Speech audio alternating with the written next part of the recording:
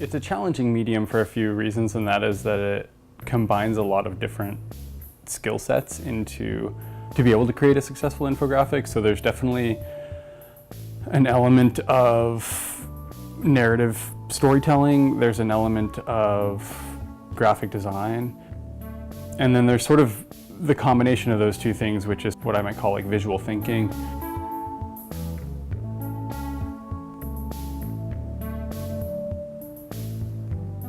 Getting started really is, there's kind of a lot of different ways you can do it, but I think at its most foundational, it's about thinking through the best way to tell a story visually.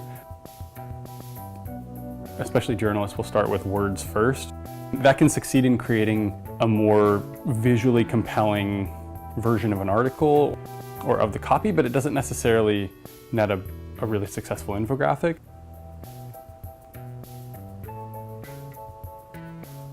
I think they provide the ability to distill complex thoughts into very brief visuals so they can be understood more quickly. It can mean a static image, it can mean a simple animation, it can involve interactivity to where you're maybe even sorting and filtering and exploring things yourself.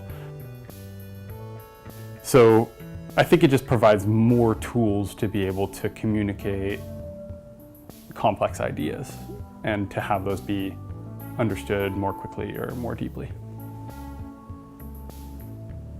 People are just accepting it as one of the mediums that we can use effectively to tell good stories. It's no longer novel, so it's like you actually have to do things well, publish quality content like in any other medium.